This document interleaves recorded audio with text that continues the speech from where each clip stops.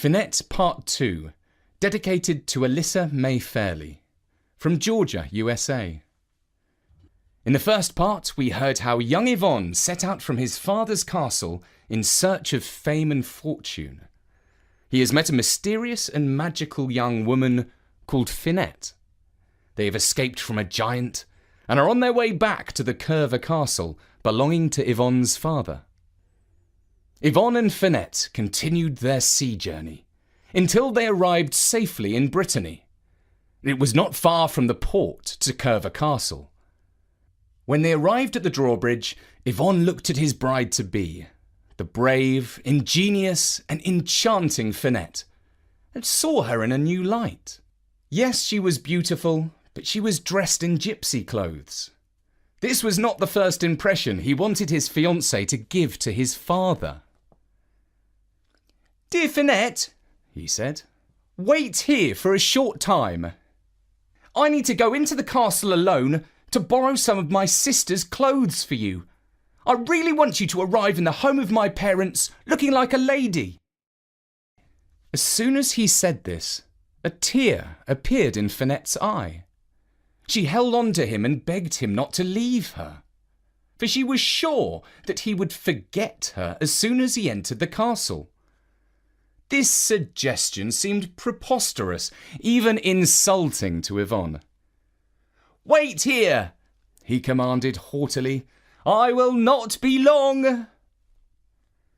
Yvon took a secret passage into his family home. Once inside, he found the castle was full of music and dancing. He soon learned that guests had arrived for the wedding of his eldest sister, and there would be celebrations all week. He slipped unnoticed through the crowd and made his way to the room of his old nanny. She was delighted to see young Yvon safe and sound, and even more thrilled by the news that he had brought a fiancée with him. Of course, she was only too happy to go to the room of one of his sisters and pick out a satin robe embroidered with pearls. As he passed back through the courtyard carrying his prize, his thoughts were full of how lovely Finette would look in the dress. However, a woman, one of the guests, stopped him and begged that he drink to the health of his sister. She offered him a goblet, filled to the brim with red wine. It seemed rude to refuse. He took the goblet and declared, "Here's to the happiness of my beloved sister," before gulping it down.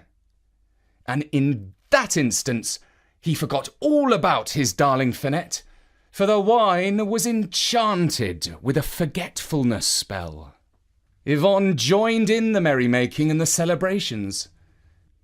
His whole family was delighted to see him and congratulated him on returning just in time for the happy occasion. Meanwhile, outside the castle by the drawbridge, Finette waited and wept. In the early evening, she set off on her own in search of a place to stay for the night. On a little road not far from the beach, she came across an old lady milking a cow outside her cottage. "Good lady," said Finette, "can you spare a corner of your cottage where I may rest my head tonight?" The old lady looked Finette up and down with astonishment. Finette seemed bright, gaudy, foreign and strange to her eyes. "No, I can't," she said firmly. "In that case, may I sleep in your barn?" pleaded Finette. "There is no room in my barn for a witch," insisted the old lady. "Please do not call me a witch," replied Finette. "I have fairy blood in my veins, and we fairies detest witches more than any other living things on earth." A glint appeared in the old lady's eyes. "A fairy, you say? It is well known that fairies have gold. If you pay me properly, you may stay the night in my barn." "Agreed," said Finette. Then she plucked a gold bullet from her necklace and threw it into the old lady's bucket with the spell, "Golden bullet, precious treasure, save me, if it be thy pleasure." And the next instant the bucket filled with gold coins. The old lady ran her fingers through the coins, delighting in the music of money and its lovely clinking. For a payment like that, you could keep the house, the barn, and the cow, she said with generosity in her heart. From now on, I go to live the life of a true lady. And with a long, loud and toothless cackle, she picked up the bucket and she strode off to Kerver town. Finette bowed her head and stepped through the low door of her new home. She held her nostrils to save her nose from the pong. "Phew," she said. "I'll have to do something about this." She stepped out of the cottage and threw a golden bullet inside. "Golden bullet, delightful gleam, make my house nice and clean." Kapow! The whole house and all the furniture inside turned to glistening gold, and so too did the cowshed and the cow's horns. The cow mooed in wonder.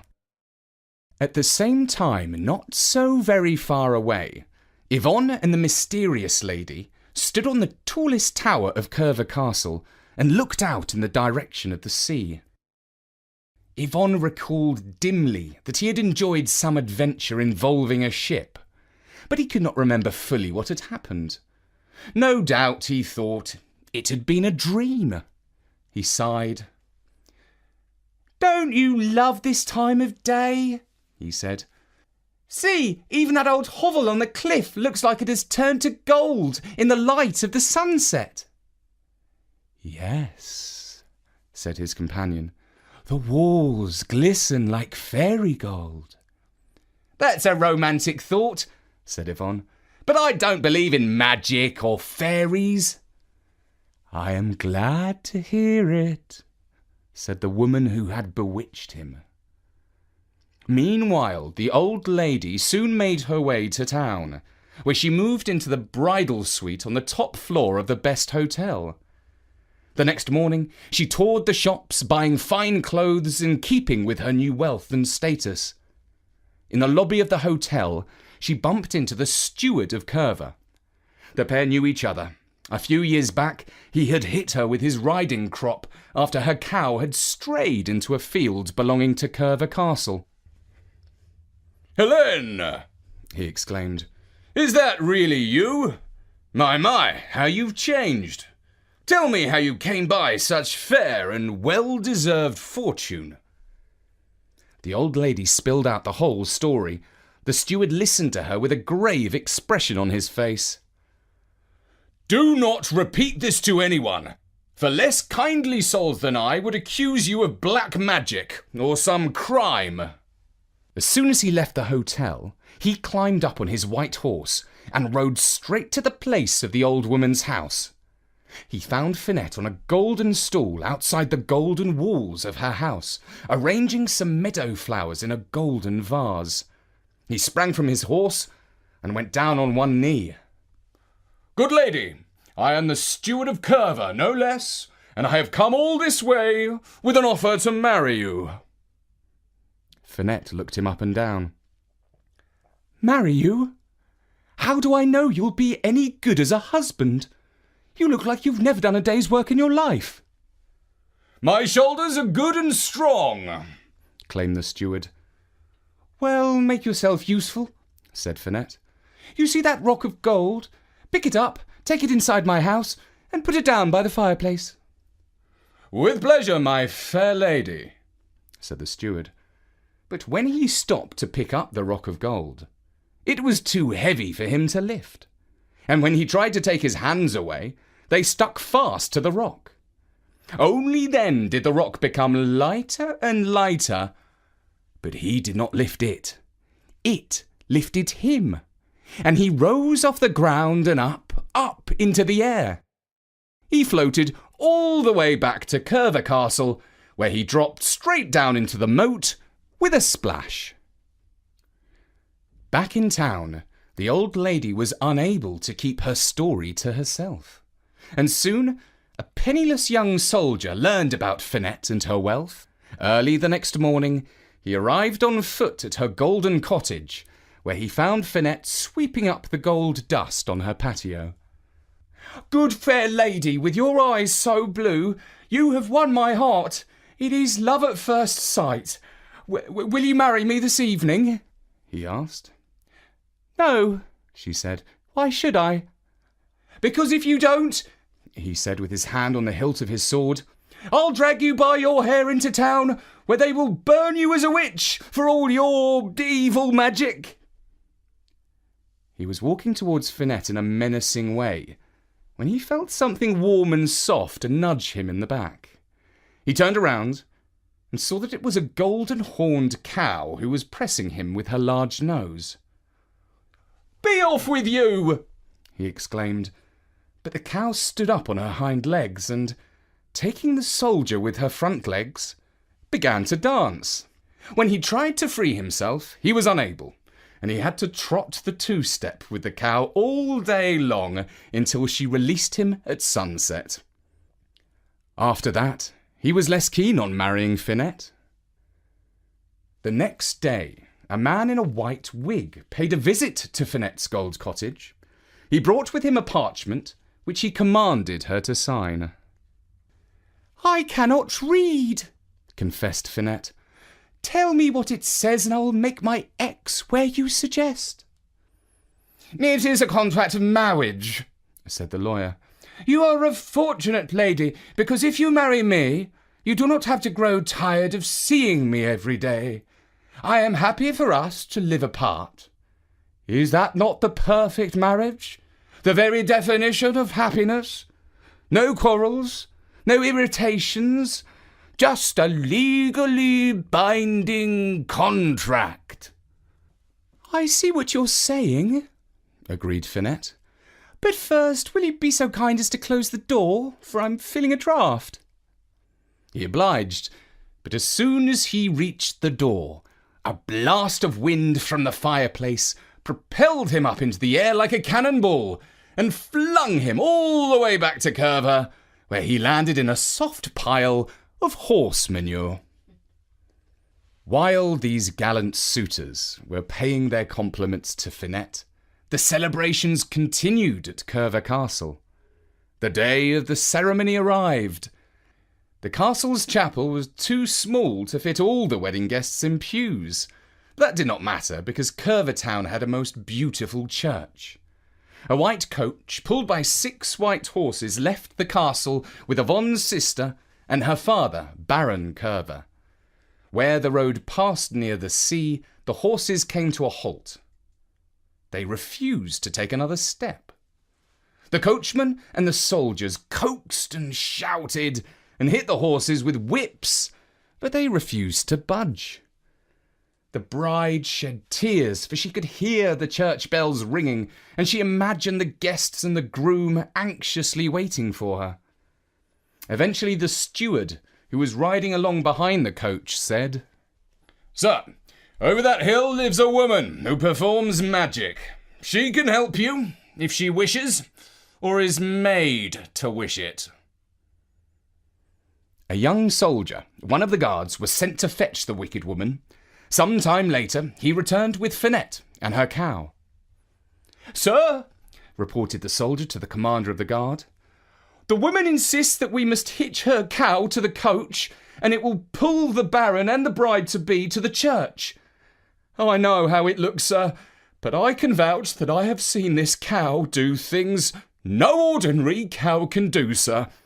I must also say, sir, that this woman is very wicked, and she needs to be watched carefully."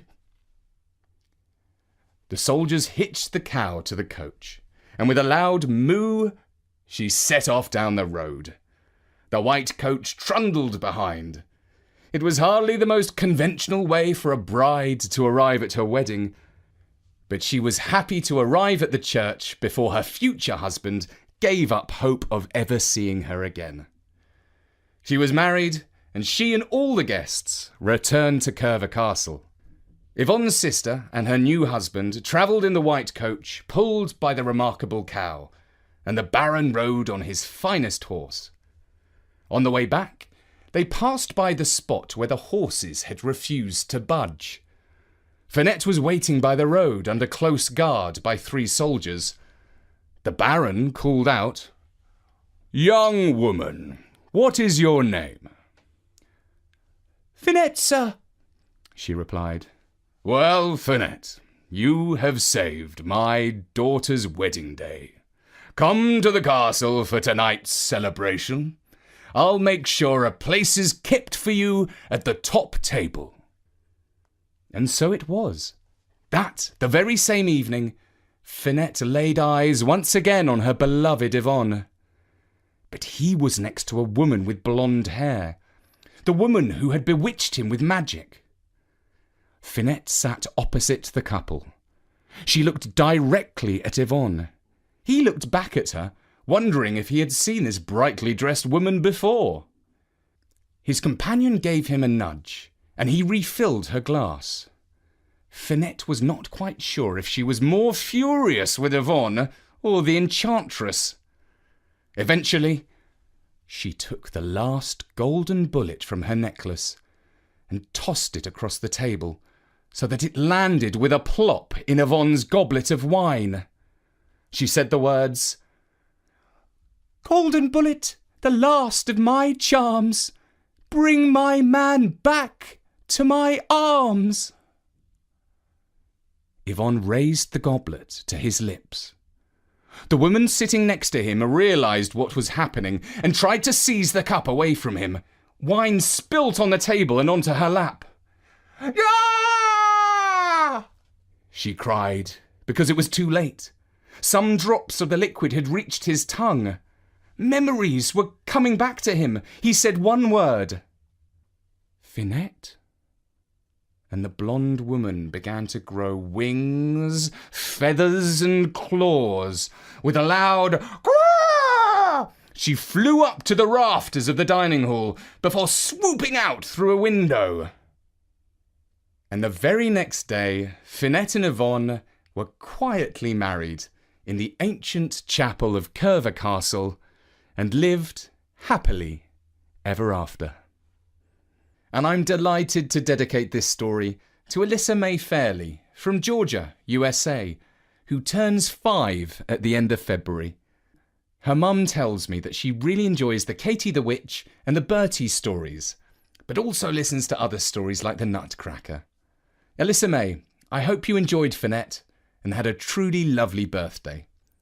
And thank you to your family for supporting us on Patreon. We really appreciate your help in our bid to make the world a better place with free stories. For now, from me, Richard, goodbye.